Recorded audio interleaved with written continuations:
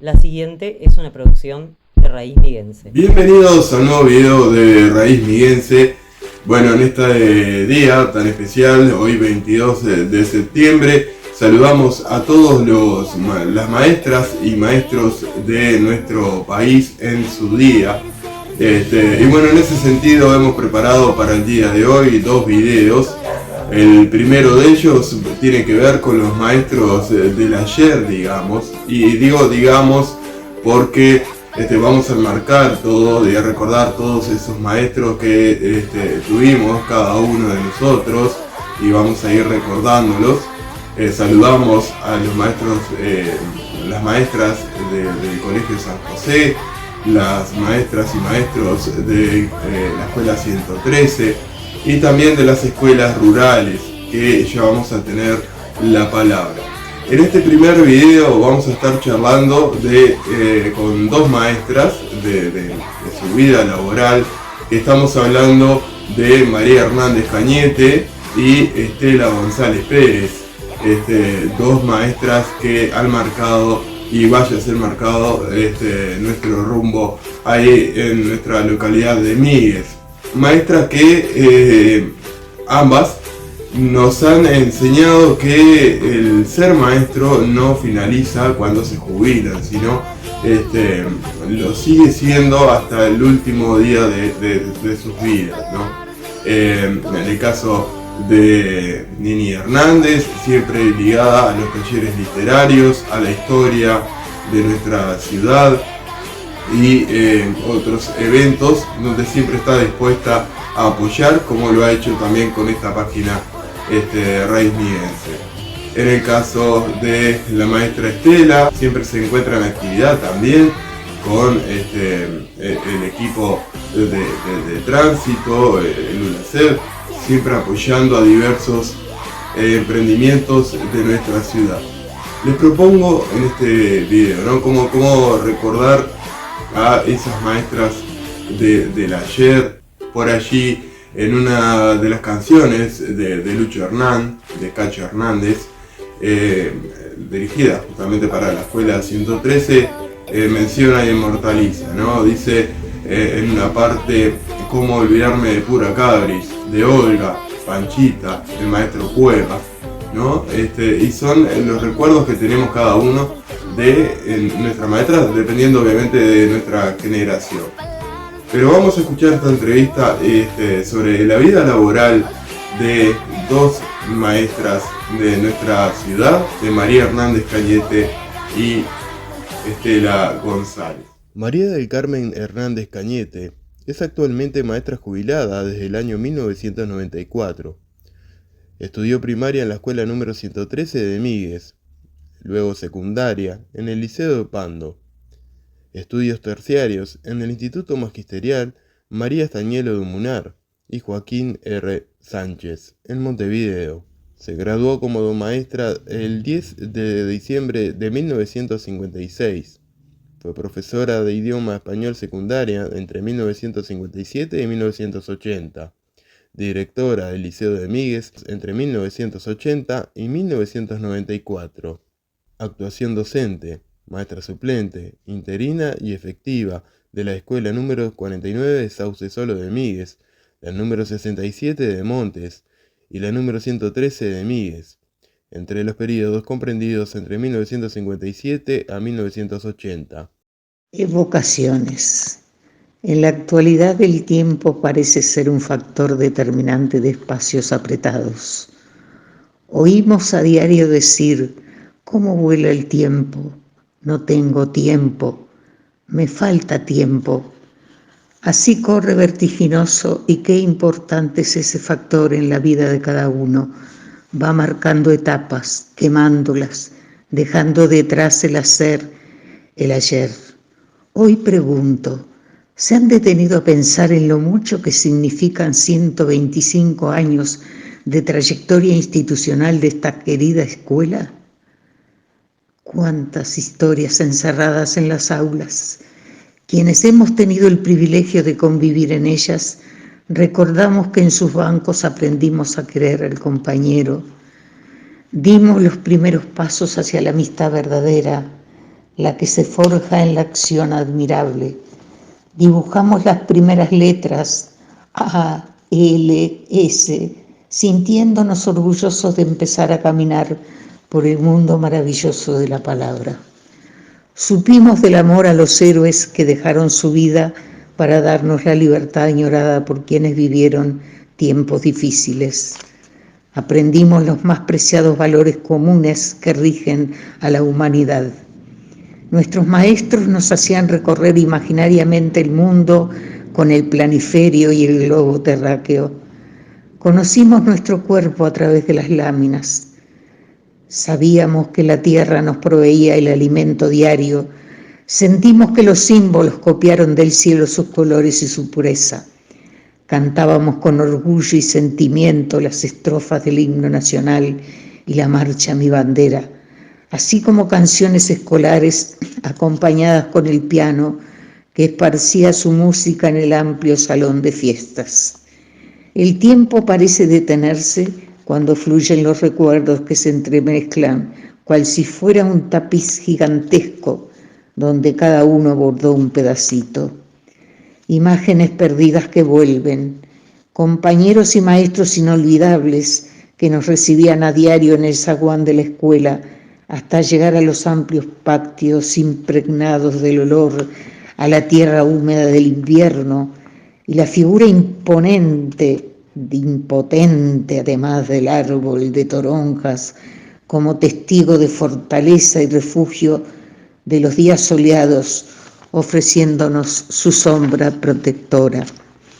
La campanilla anunciaba la hora del encuentro en las filas, niñas y varones, a la clase con la cartera de cartón o de cuero, la que el monitor colocaba en los percheros, los cuadernos de doble raya, el libro escolar, la merienda, el pan con dulce de leche, la torta casera, el gofio con azúcar aún tibio de la molienda.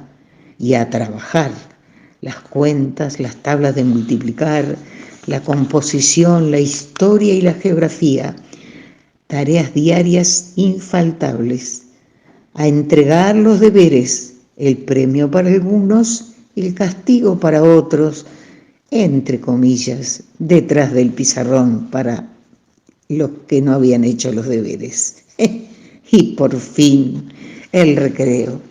La hora que todos añorábamos en la escuela. Las niñas en su patio jugábamos al fideo fino, la farolera, el huevo duro, la cuerda con la que demostrábamos habilidades, salto cruzado, puente, récord de saltos. Los varones adormecían los trompos, jugaban a la bolita, a la pelota de trapo, al rescate, intercambiaban figuritas y alguno siempre soñaba con la sellada.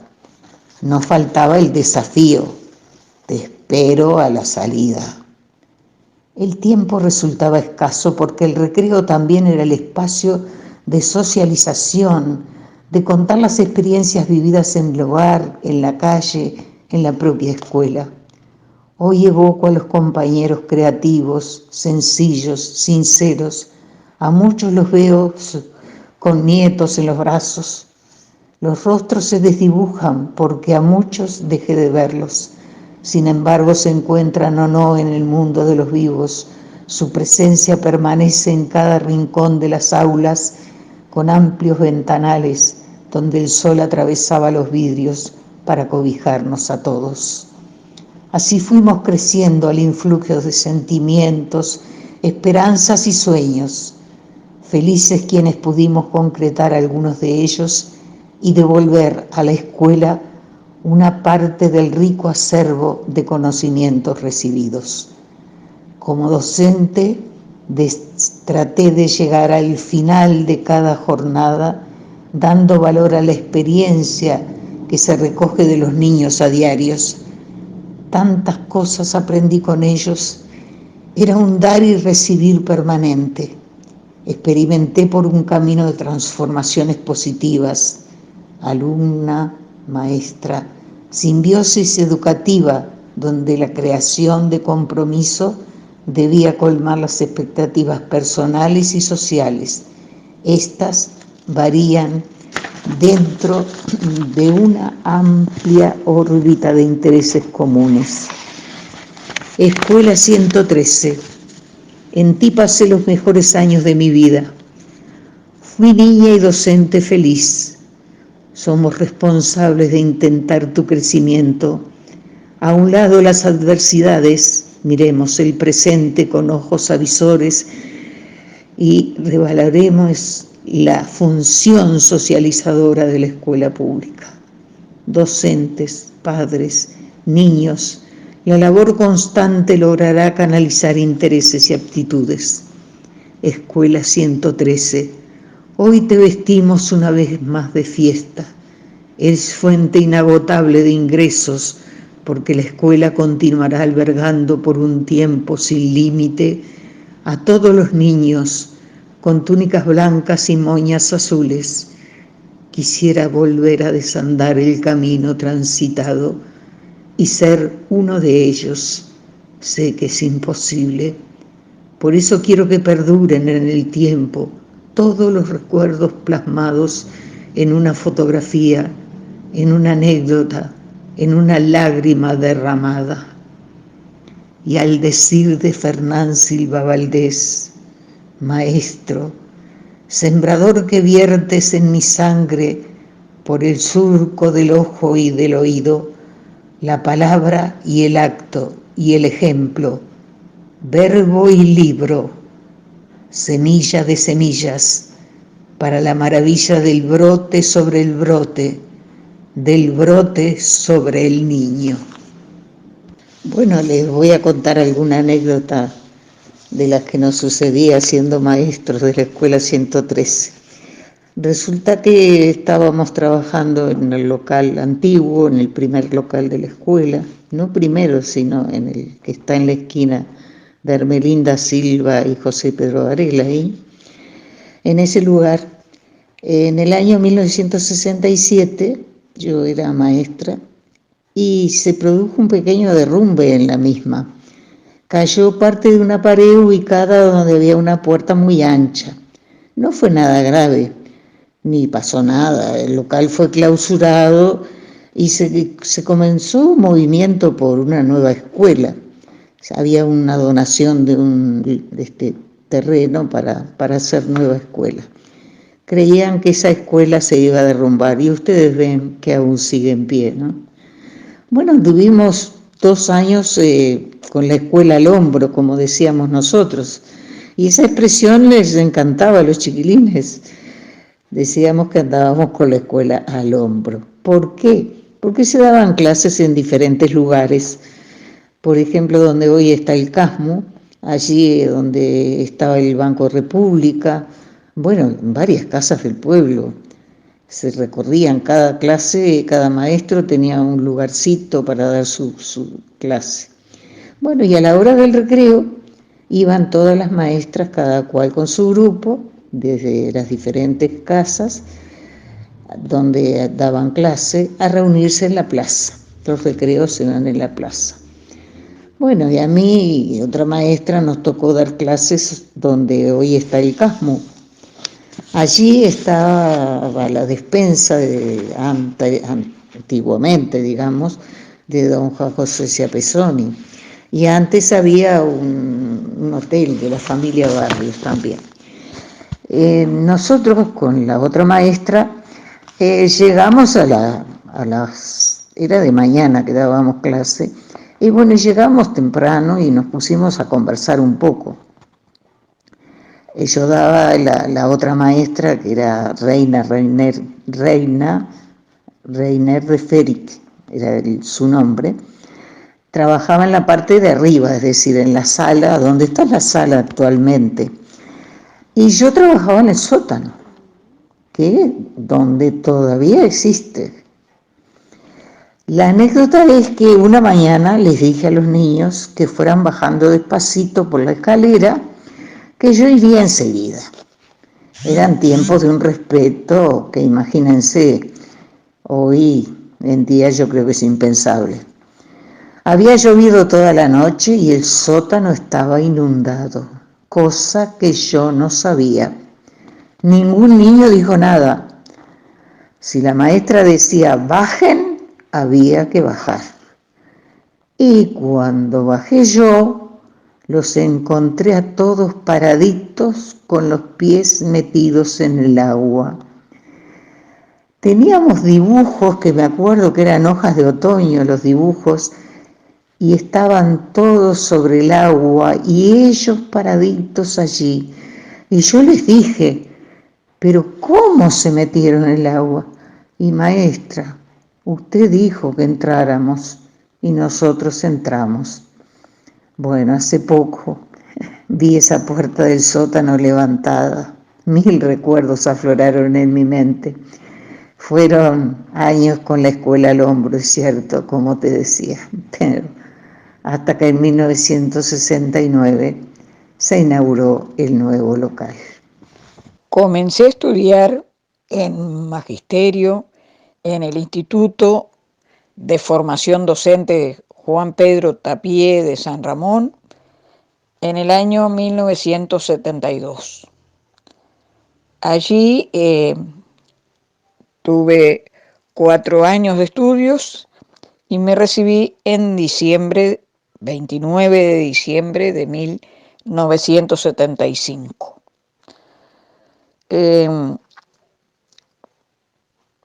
¿De dónde surgió mi vocación como maestra?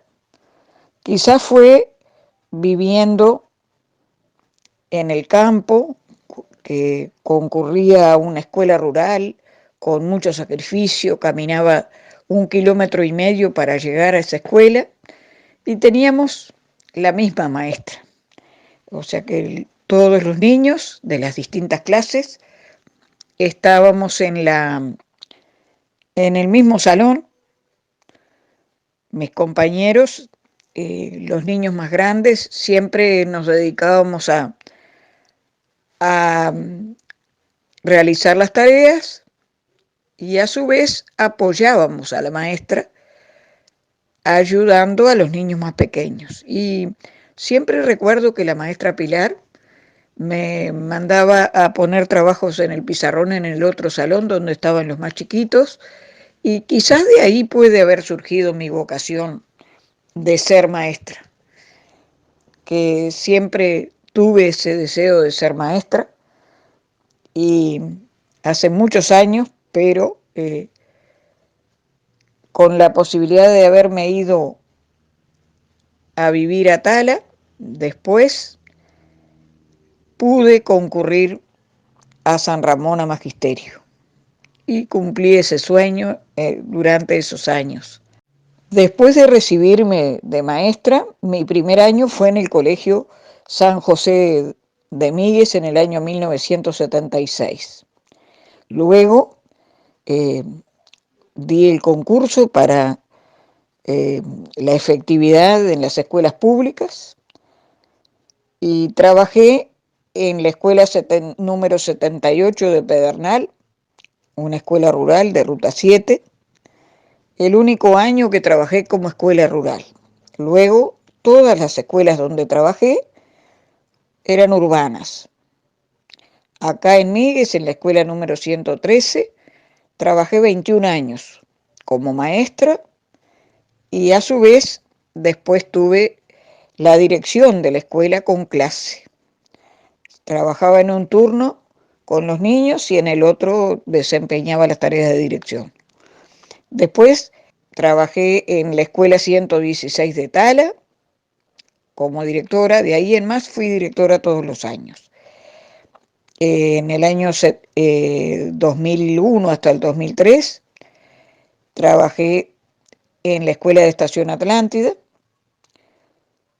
en Soca en el año 2000, antes de la escuela de Estación Atlántida, en la 153 de Parque del Plata, 2004, me volví a Soca por traslado, por una permuta con otra compañera a la escuela 125 de Soca y por traslado interdepartamental. Mis últimos años fueron allí en la escuela de Tala nuevamente, en la 116. Luego de que me jubilé, estuve desempeñando un cargo de maestra de artes visuales en la escuela 267 del Tejado, cerca de Pando, de Barros Blancos, y en la escuela 67 de Montes, en la escuela de tiempo completo, desempeñando un taller de artes visuales. Y mi último año de trabajo fue nuevamente en el Colegio San José de Míguez. Tuve la dirección cuando las hermanas se tuvieron que ir a Buenos Aires. Entonces la hermana Ana María me pidió que ocupara ese cargo y me tuve esa posibilidad un año. A partir de allí desempeñaba tareas en el liceo también, o sea, desde el año 78 y hasta que me jubilé, prácticamente con algunos años interrumpidos, trabajé también como profesora de dibujo y comunicación visual. Con respecto a qué sentimiento despierta ser maestro, la verdad que la vocación hace que el trabajo con los niños sea la mayor satisfacción de un docente, porque la infancia, los niños tienen esa dulzura y esa pureza que hace que uno se encariñe con los alumnos, y a su vez también, siendo director, tienes un acercamiento muy especial con los niños. En las escuelas grandes, por ejemplo, me costó un poco retener y conocer a algunos niños, porque eran muchos y en alguna de ellas estuve solo un año, pero luego en las escuelas que tienen menor cantidad de alumnos, conoces cara a cara a todos. Por un lado, cuando tienes docencia de aula, que también convives con ellos a diario y todo el año, pero la tarea del director es diferente, un poco como que hace que tengamos menos contacto con ellos, sí con las visitas a clase o durante el recreo o en el momento de la entrada y de la salida, que es muy lindo recibir a los niños y compartir con ellos. Con respecto a retener alguna anécdota, hay muchas que pueden ser durante los juegos del recreo, ¿verdad? O durante los viajes, que en las escuelas más alejadas tuve la necesidad de viajar. Siempre me quedó ese viaje en ómnibus y muchas veces tener que hacer dedo para llegar en los lugares donde no había locomoción o combinación. Cuando bajaba de la ruta 8 hacia Montevideo, por ejemplo, cuando iba a Soca o cuando iba a Estación Atlántida o a Parque del Plata, era muy difícil hacer una combinación. Algunas veces tenía, pero otras veces había que apelar a la buena voluntad de la gente que pasaba porque no combinaban los horarios. Y una anécdota que siempre cuento es siendo directora de la escuela 125 de Soca, que nosotros cuando llegábamos por la ruta nueva al empalme con la ruta 8 vieja, la entrada es ahí, y esos kilómetros que quedaban para llegar a la escuela, es como que había mucha dificultad. En el invierno, por ejemplo, se sentía mucho el frío, o sea, las heladas, las lluvias, que todo eso se vuelve muy sacrificado. Entonces, muchas veces viajaba con los policías, otras veces viajaba con profesores del liceo a tomar el otro ómnibus. Muchas veces nos íbamos en el Expreso Minuano o en la empresa Corporación, o iba, por ejemplo, hasta el peaje que queda en la ruta, el peaje Soca, justamente en la 8 nueva, y hacia Soca entraba tempranito de la mañana, tenía que irme, y llegaba a la escuela a las 7 de la mañana y me volvía cerca de las 6 de la tarde. A veces tenía que empalmar también para combinar con hasta el Empalme de Miguel y Ruta 80 también. Allí eran muchas dificultades para viajar. Pero me quedó esa anécdota que te quería contar con respecto a cuando nos acercaba un profesor de matemática, Raúl, que nos llevaba en su Fiat rojo, que muchas veces un gran ser humano que nos acercaba a Soca. Y entonces también el móvil de la seccional policial que nos acercaba, o los camiones las camionetas que iban a la feria también, arriba de la carrocería, entre cajones de verduras, allá íbamos nosotros hacia Soca. Y un día justamente fueron a buscar al policía que venía de Solís de Mataojo, y allí, bueno, nos fuimos los 2 o 3 compañeros en el móvil que nos tenían la gentileza de acercarnos hasta Soca.